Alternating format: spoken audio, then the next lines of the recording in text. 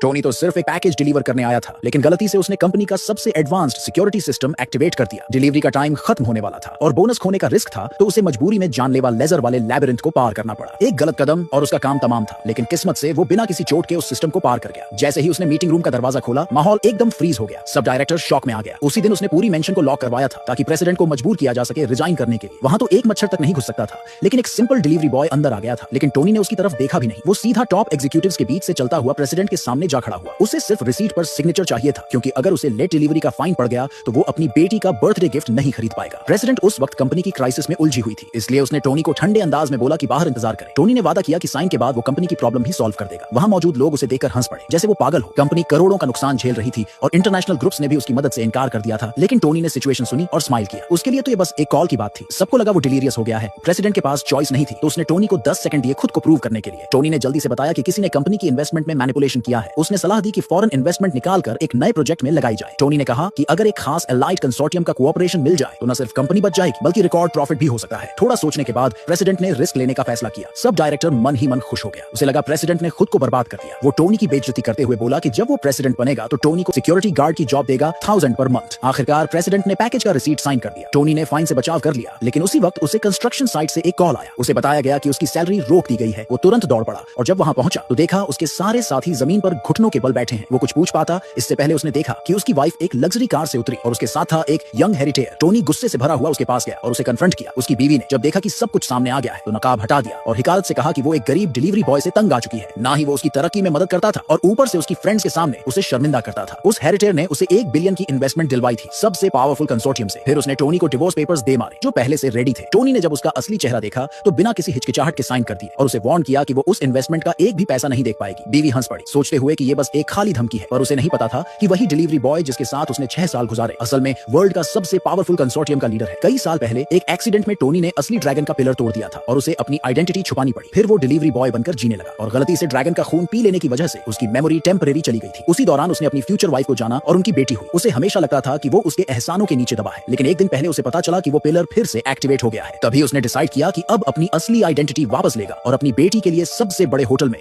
Birthday party organise करेगा। इतना ही नहीं, उसने अपनी वाइफ के लिए एक सीक्रेट गिफ्ट भी प्लान किया था, 10 बिलियन की इन्वेस्टमेंट। लेकिन अब वही गिफ्ट उसकी बेइज्जती और धोखे की वजह बन गया। उधर प्रेसिडेंट को उसकी सेक्रेटरी से एक गुड न्यूज मिली। कंपनी ना सिर्फ बच गई थी, बल्कि उसे एलाइड कंसोर्टियम से कोलैबोरेशन की ऑफर भी मिली थी। उसी वक्त उसे समझ में आ गया कि टोनी कोई आम आदमी नहीं है, लेकिन उसकी सेक्रेटरी ने उसे चेतावनी दी कि वो बस एक पावरलेस आदमी है जिसकी शादी एक एवरेज बिजनेसमैन की बेटी से हुई थी। शायद बस उसकी किस्मत अच्छी थी, लेकिन प्रेसिडेंट को ऐसा नहीं लगा। थैंक यू कहने के लिए उसने स्पेशल गिफ्ट रेडी करने का ऑर्डर दिया और खुद उस ग्रैंड बैंकेट की तरफ निकली जहां टोनी मौजूद था।